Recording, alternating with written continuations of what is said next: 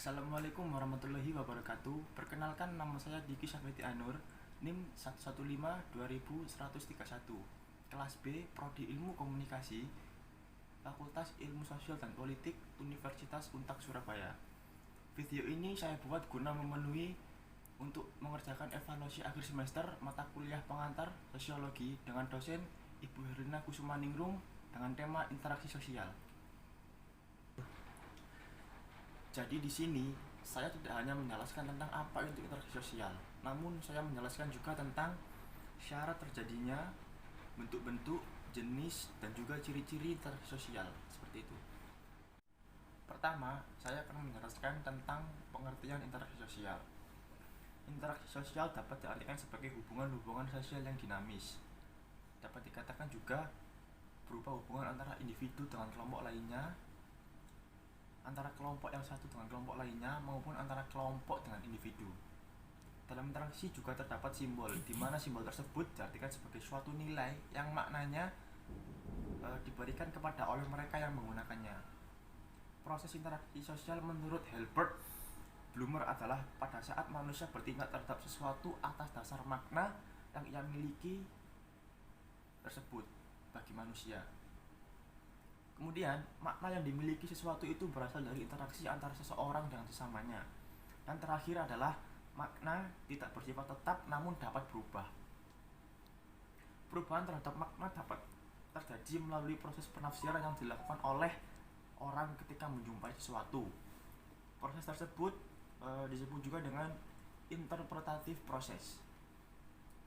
Interaksi sosial juga dapat terjadi bila antara dua individu atau kelompok saling berkomunikasi atau hubungan sosial yang lainnya. Card dan Yules menunjukkan beberapa hal yang dapat menjadi sumber informasi bagi dimulainya komunikasi atau interaksi sosial. Sumber informasi tersebut dapat terbagi dua, yaitu ciri fisik dan penampilan. Ciri fisik adalah segala sesuatu yang dimiliki seorang individu sejak lahir yang meliputi jenis kelamin, usia, dan ras. Penampilan di sini dapat meliputi daya tarik fisik, contohnya bentuk tubuh, kayak rambut, penampilan berbusana, dan yang lainnya.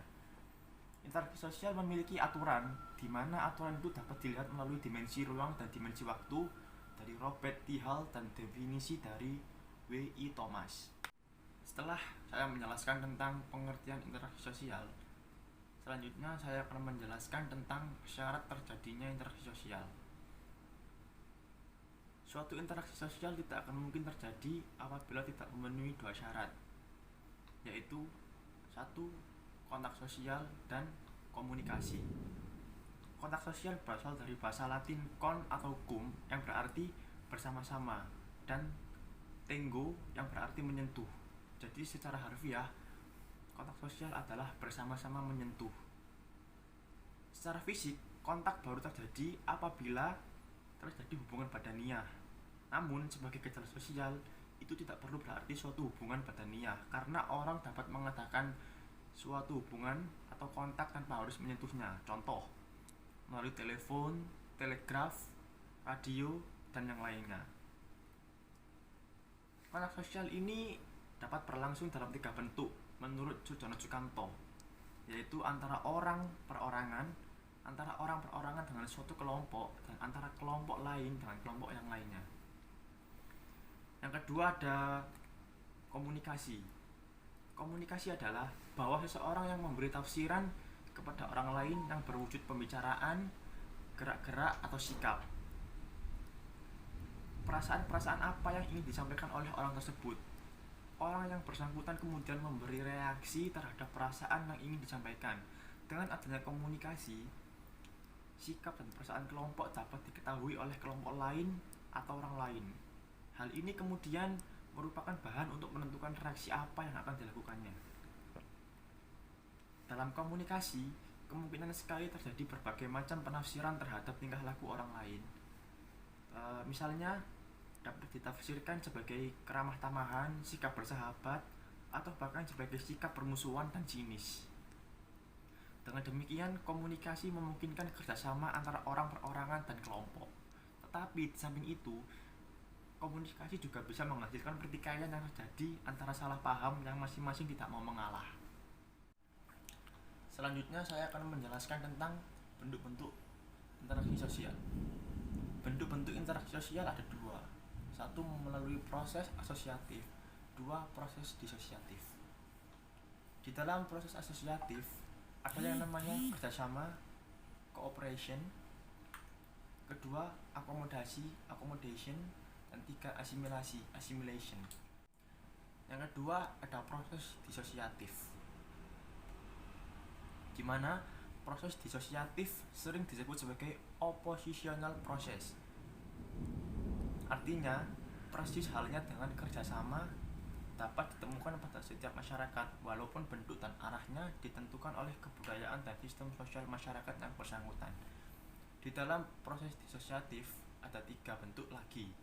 Yang pertama adalah persaingan, competition, dua kontravensi, contravention, dan tiga adalah pertikaian atau konflik. Persaingan, competition, adalah suatu proses sosial di mana individu atau kelompok manusia saling bersaing untuk mencari keuntungan melalui bidang-bidang tertentu. Yang kedua, kontravensi atau contravention, pada hakikatnya merupakan suatu bentuk proses sosial yang berada antara persaingan, pertentangan, dan pertikaian. Dan yang ketiga ada pertentangan atau konflik. Pertentangan atau pertikaian ini adalah suatu proses sosial di mana individu atau kelompok berusaha memenuhi tujuannya dengan jalan menentang pihak lawan dengan ancaman atau kekerasan. Yang keempat, ada jenis-jenis interaksi sosial. Ada tiga jenis interaksi sosial, yaitu interaksi antara individu dan individu, dua, interaksi antara kelompok, dan tiga, interaksi antara individu maupun kelompok. Interaksi antara individu dan individu. Pada saat dua individu bertemu, interaksi sosial hakikatnya sudah terjadi, walaupun kedua individu itu tidak melakukan kegiatan apa-apa. Namun sebenarnya interaksi sosial telah terjadi apabila masing-masing pihak sadar akan adanya pihak lain yang menyebabkan perubahan dalam diri masing-masing. Hal ini sangat dimungkinkan oleh faktor-faktor tertentu seperti bau minyak wangi atau bau keringat yang menyengat, bunyi sepatu ketika sedang berjalan, dan hal-hal lainnya yang bisa mengundang reaksi. Yang kedua, interaksi antara kelompok dan kelompok. Interaksi jenis ini terjadi pada kelompok sebagai satu kesamaan dan kesatuan, bukan sebagai pribadi atau anggota yang bersangkutan. Contohnya, permusuhan antara Indonesia dengan Belanda pada zaman perang. Yang ketiga, interaksi antara individu dan kelompok. Bentuk interaksi ini sedikit berbeda sesuai dengan keadaan. Interaksi tersebut lebih mencolok manakala terjadi suatu perbenturan antara kepentingan perorangan dan kepentingan kelompok. Seperti itu. Yang kelima ada ciri-ciri interaksi sosial. Interaksi sosial mempunyai ciri-ciri sebagai berikut. Satu, adanya pelaku dengan jumlah lebih dari satu orang. Dua, adanya komunikasi antar pelaku menggunakan simbol-simbol tertentu yang mereka pahami. Tiga, adanya dimensi waktu, contoh masa lampau, masa kini, ataupun masa mendatang. Empat, adanya tujuan tertentu terlepas dari sama tidaknya tujuan tersebut dengan yang diperkirakan oleh pengamat. Dan juga tidak semua tindakan merupakan interaksi. Hakikatnya interaksi terletak pada kesadaran untuk mengarahkan tindakan pada orang lain.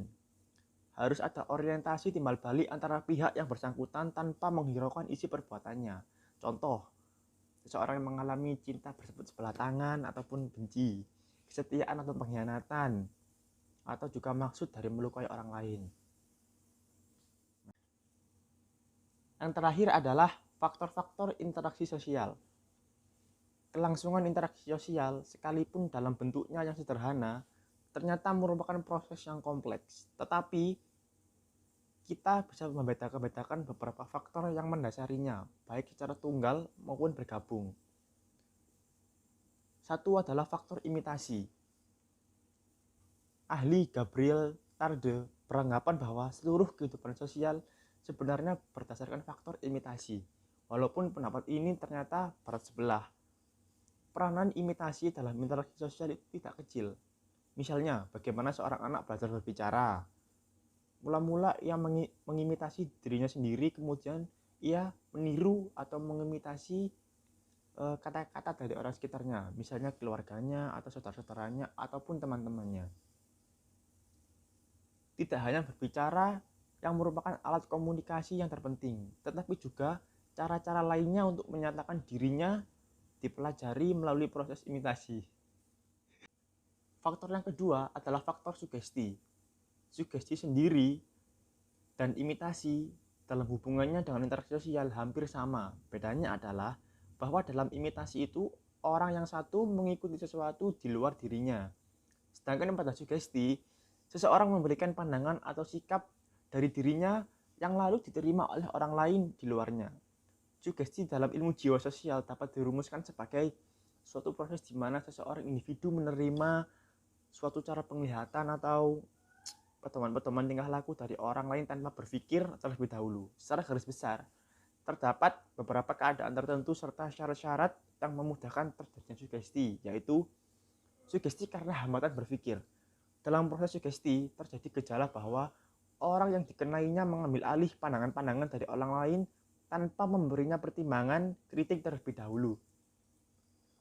Yang kedua adalah sugesti karena adanya pikiran yang terpecah-pecah, disosiasi.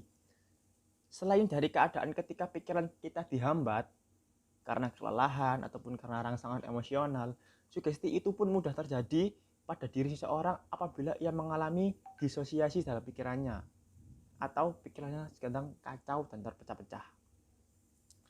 Hal ini dapat terjadi misalnya apabila orang yang bersangkutan menjadi bingung karena ia dihadapkan pada kesulitan hidup yang ia hadapi. Maka ia lebih mudah terkena sugesti orang lain yang mengetahui jalan keluar dari kesulitan yang dihadapinya itu. Keadaan semacam ini dapat pula menerangkan mengapa dalam zaman modern ini orang-orang yang biasanya berobat kepada dokter juga bisa mendatangi dukun untuk meroleh sugestinya yang dapat membantu orang-orang bersangkutan mengatasi kesulitan jiwanya. Yang ketiga ada sugesti karena otoritas atau prestis. Dalam hal ini, orang cenderung menerima pandangan-pandangan atau sikap-sikap tertentu apabila pandangan atau sikap tersebut dimiliki oleh para ahli dalam bidangnya sehingga dianggap otoritas pada bidang tersebut atau memiliki prestis sosial yang tinggi. Keempat ada sugesti karena mayoritas. Orang lebih cenderung akan menerima suatu pandangan atau ucapan apabila orang itu dan ucapan itu didukung oleh mayoritas. Oleh sebagian besar dari golongannya, kelompoknya atau masyarakatnya. Kelima, ada sugesti karena will to believe. Terdapat pendapat bahwa sugesti justru membuat sadar akan adanya sikap-sikap dan pandangan tertentu pada orang-orang. Dengan demikian, yang terjadi dalam sugesti itu adalah diterimanya suatu sikap pandangan tertentu karena sikap pandangan itu sebenarnya sudah terdapat dalam dirinya, tetapi dalam keadaan terpendam.